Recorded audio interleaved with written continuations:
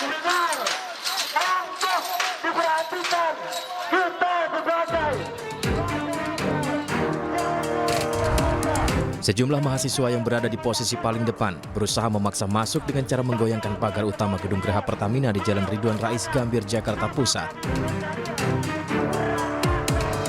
Aksi juga diwarnai tabur bunga 7 rupa. Ini merupakan bentuk kekecewaan massa yang menamakan diri Jaringan Aksi Mahasiswa dan Pemuda Pembaharuan terkait masih sering terjadinya kelangkaan minyak dan gas di sejumlah daerah. Mahasiswa menuding Pertamina tidak bisa mengurus persoalan pengelolaan sumber daya alam seperti halnya pengambil alihan pengelolaan wilayah kerja Sanga-Sanga yang telah beroperasi lebih dari 50 tahun di Kabupaten Kutai Kartanegara, Kalimantan Timur. Akibatnya ratusan karyawan kehilangan pekerjaannya. Untuk itu, mahasiswa meminta Pertamina segera melakukan evaluasi. Yang juga kehilangan harapan baik bapak dan ibunya atau saudaranya yang bekerja di sana. Maka kami menuntut PT Pertamina Persero sebagai induk untuk menegur atau menindaklanjuti kepada PHI dan PHSS. PHI adalah Pertamina Hulu Energi dan PHSS adalah Pertamina Hulu Sanga-Sanga untuk segera mengevaluasi terkait tender atau lelang yang ada di Pertamina Hulu Sanga-Sanga. Para mahasiswa ini mengancam akan kembali menggelar aksi unjuk rasa dengan jumlah massa yang jauh lebih besar lagi. Dari Jakarta, Rani Sanjaya, iNews melaporkan. Eksekusi lahan tanah kosong seluas 7.500 meter di Kota Bekasi, Jawa Barat diwarnai kericuhan. Kericuhan terjadi di saat para keluarga tergugat menghadang petugas Pengadilan Negeri Kota Bekasi yang hendak membacakan amar putusan.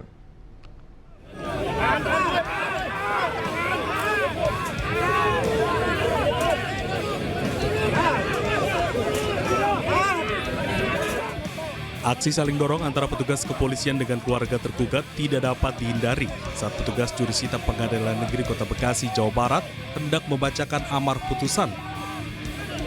Di lahan kosong seluas 7.500 meter di Kecamatan Medan Satria, Kota Bekasi, Jawa Barat. Eksekusi yang awalnya berlangsung damai tiba-tiba tegang di saat para massa pihak tergugat bertahan di lahan yang hendak dilakukan eksekusi. Jurusita Pengadilan Negeri Kota Bekasi mengatakan eksekusi lahan sudah dilakukan sesuai aturan. Ini dari putusan Pak, dari putusan sudah inkrah yang kita jalankan itu putusan kasasi 13 berapa gitu Pak. Nah itu putusannya sudah inkrah dan sampai PK. PK-nya termohon eksekusi ditolak Pak. Tapi termohon eksekusi juga mengajukan PK kedua Pak. Hanya saja PK itu tidak menghalangi jalannya permohonan eksekusi. Kita beli dengan si pemilik asal itu. Nah ternyata setelah kita beli, kita bayar, ada pihak lain. Nah kalau dibaca nanti itu termohon eksekusi itu banyak, bukan hanya ADP. Ada 16 pihak yang ikut sebagai pihak, sebagai termohon eksekusi. Di situ ada tadi penjelasan, ada 16 orang. Termohon eksekusi 1 sampai 7, yaitu ahli waris Tolo, sudah menyerahkan, sudah secara sukarela memberikan dan menyerahkan dan melaksanakan keputusan. Jadi yang termohon 8 sampai 16 itu yang tidak melaksanakan, sehingga pengadilan sesuai kewenangannya melakukan eksekusi. Usai eksekusi dilakukan jurusita Pengadilan Negeri Kota Bekasi, pemohon eksekusi langsung memasang pagar serta pelangkaling pemilikan lahan. Pemirsa, pelaku penganiayaan pegawai toko roti di kawasan Cakung, Jakarta Timur ditangkap petugas gabungan Polda Metro Jaya dan Polres Metro Jakarta Timur. Pelaku ditangkap di Sukabumi saat tengah menginap di sebuah hotel bersama dengan keluarganya.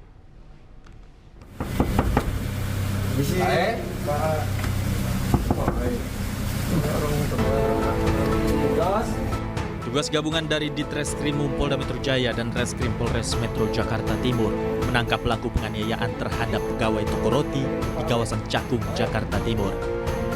Pelaku yang merupakan anak pemilik toko roti berinisial GSH ini ditangkap di sebuah hotel di daerah Sukabumi, Jawa Barat saat tengah menginap bersama keluarganya. Usai ditangkap, pelaku langsung dibawa petugas ke Mapolres Metro Jakarta Timur untuk diperiksa lebih lanjut terkait kasus penganiayaan yang ia lakukan. Pelaku mengaku menginap di hotel di daerah Sukabumi karena ingin menenangkan diri bersama keluarganya pasca mengetahui penganiayaan yang ia lakukan viral di media sosial.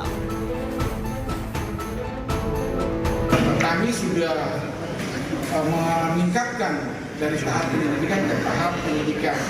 Dari tahap penyidikan itulah saat ini kami sudah mengamankan saudara terlapor dari GSH tersebut dan bersangkutan bersama dengan keluarganya berada di Hotel Anugrah Sukabumi pada hari subuh tadi pagi tanggal 16 Desember tahun 2024. Hingga kini pelaku masih diperiksa intensif oleh polisi, sementara status perkara ini telah ditingkatkan ke level penyidikan. Dari Jakarta, Rizky Paluvi, iNews melaporkan.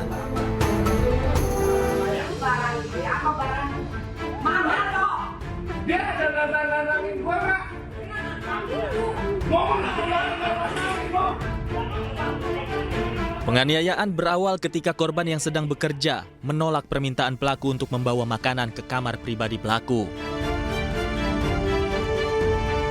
Korban menolak permintaan karena pelaku menyuruhnya menggunakan kalimat tidak sopan dan sebelumnya pelaku pernah melakukan kekerasan ketika menyuruh korban mengantar makanan ke kamar. Pada saat kejadian, terdapat pegawai lain yang berada di lokasi, tapi karena takut, pegawai lainnya hanya bisa diam melihat tindak penganiayaan dan mendokumentasikan kejadian sebagai barang bukti. Dalam video tersebut, pelaku melemparkan kursi dan mesin alat pembayaran non-tunai ke arah korban.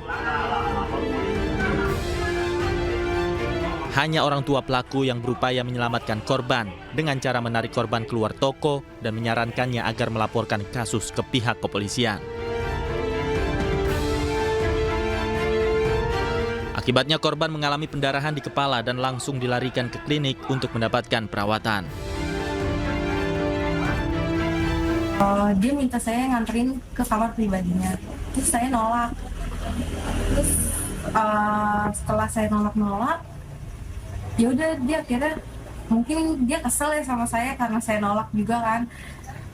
Dia juga nyuruh saya soalnya kayak bukan yang kayak baik-baik gitu.